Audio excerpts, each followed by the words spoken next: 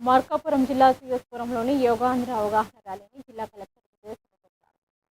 యోగాతో ఆరోగ్యవంతమైన జీవితం సాధ్యమని అనుకుంటారు. ర్యాలీలో అధికారులు, విద్యార్థులు, ప్రజలు పెద్ద సంఖ్యలో పాల్గొన్నారు. ఇక జాయింట్ కలెక్టర్ పి శ్రీనివాసులు మాట్లాడుతూ యోగా సందేశాన్ని ప్రతి గ్రామానికి తీసుకెళ్లాలని సూచించారు. యోగా ద్వారా శారీరక, మానసిక ఆరోగ్యం మెరుగవుతుందని, జీవనశైలి వ్యాధులను నియంత్రించవచ్చని అధికారులు పేర్కొన్నారు. అంతర్జాతీయ యోగా దినోత్సవం జూన్ 21 పురస్కరించుకొని యోగాంధ్ర కార్యక్రమం రాష్ట్ర వ్యాప్తంగా జరుగుతుంది. ఇందులో భాగంగా మార్కాపురం జిల్లాలో అన్ని నియోజకవర్గాల్లో అత్యంత పెద్ద ఎత్తున యోగాంధ్ర కార్యక్రమాలు అనేది చేపట్టడం జరిగింది. ఇప్పటికే దాదాపుగా 2.5 లక్షల మంది యోగా అభ్యాసకులు ఇందులో రిజిస్టర్ చేసుకున్నారు.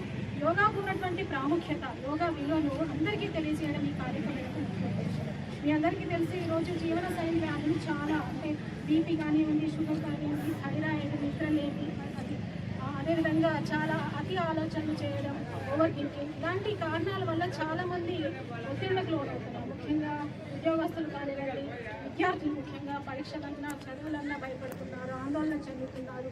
మహిళలు ముఖ్యంగా రోజువారీ కార్యకలాపాలను కూడా చాలా ఒత్తిడి ఎదుర్కొనే పరిస్థితి ఉంది. మరి ఇలాంటి పరిస్థితుల్లో మన జీవన శైలిని మార్చుకోవడం ద్వారా, యోగా అభ్యాసం చేయడం ద్వారా మరి అనేక రకాలైనటువంటి వ్యాధుల బారి నుండి మనల్ని మనం కాపాడుకోవచ్చు. ఎందుకంటే యోగా అనేది ఒక శరీరాన్ని, ఆత్మను, శ్వాసను ఏకం చేసే ప్రక్రియ. ఇది ఈ రోజు కాదు, మీ అందరికీ తెలుసు.